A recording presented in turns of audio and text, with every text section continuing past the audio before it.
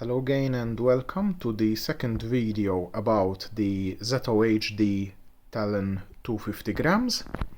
Now I was going to do an assembly vid, but I thought it was going to be so simple and so boring that I ended up not doing it, but later regretted it, and I need to tell you about some things just before you start assembling it, or even while you're still ordering it. We're going to do a bit of an overview about the plane itself, and then we'll get to the small little headaches that I encountered. Just a bit of an overview starting from the back. It has the Sunny Sky 1406 motor, 2600 kV, which we also find on the ZOHD Drift. It's a very efficient motor, and flight times of an hour have been achieved on the Drift with it.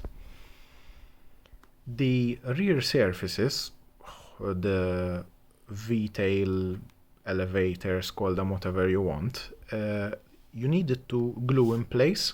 Some super glue, Gorilla Glue, Yoo-hoo, the new foam safe one, anything will do, and then just a question of clipping in the control lever. Here we can see that I made a hole for the GPS. I couldn't immediately find where it was supposed to go, and I don't really like hiding it behind anything, and I really like to keep it as far away as possible from any other aerials.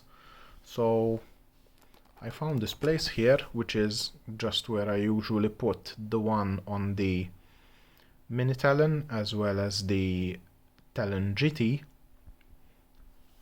Cut a hole, put it in, and then just covered everything with some packing tape.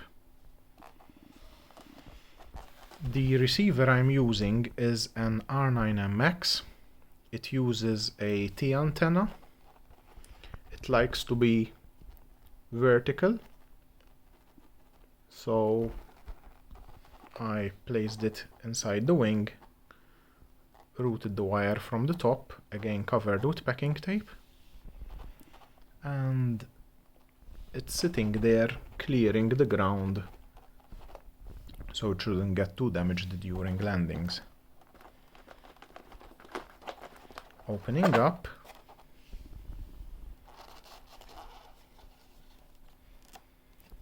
I placed the receiver at the bottom of the wing. A bit of hot glue because I had to remove the antenna from it. Looking inside, we see the same types of servos that we have on the Drift. So far they worked well. I've been using it for about 3 months now and haven't had any failures of them. The co-pilot I stuck in the middle.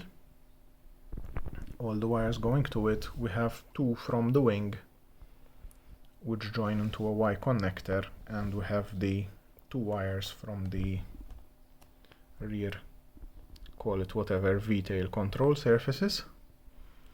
And an interesting thing next to it, the speed controller, is what I wanted to tell you about, which was quite a surprise. So I ordered the FPV version, which comes with the camera.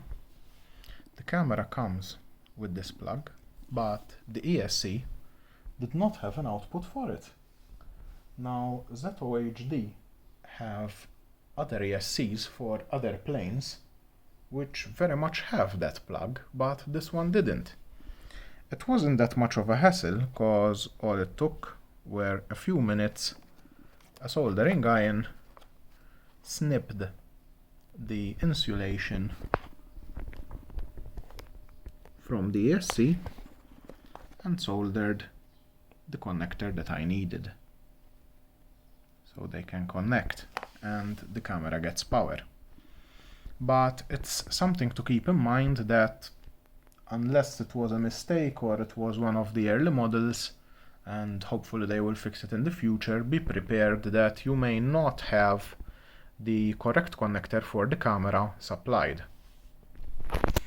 The camera is the same one that is on all the other FPV kits of ZOHD. It has a very, very basic display. This display just shows the frequency that it's transmitting, the channel band that it's transmitting at, the output power of the internal VTX, and most importantly, the battery voltage, so you know how much you have left when you're flying.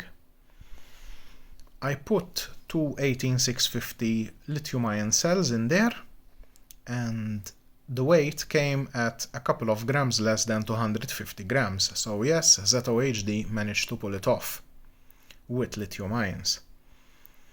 However, to balance it, I had to shove it as much forward as I can, and it was still slightly tail heavy. I don't know what this means. Probably that it can take heavier batteries if you're not really bound by the 250 gram weight. I obviously will try out some heavier types and larger sizes of lithium ions, and I'll let you know. But in the meantime, I think that just about covers all the bits that were there.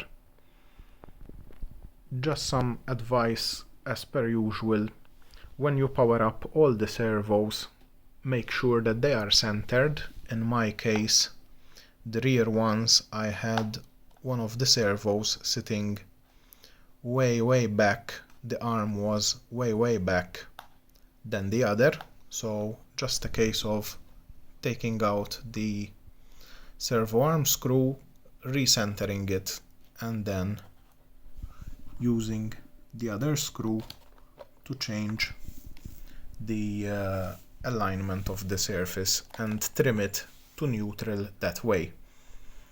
So you have as neutral as possible controls, and you don't really need to do adjustments from the transmitter. Same goes for the ailerons, although they were set pretty well. I think that concludes. The next thing that I'm going to do is take it out, launch it, and let you know how well it flew. I'll see you later. Thank you for watching.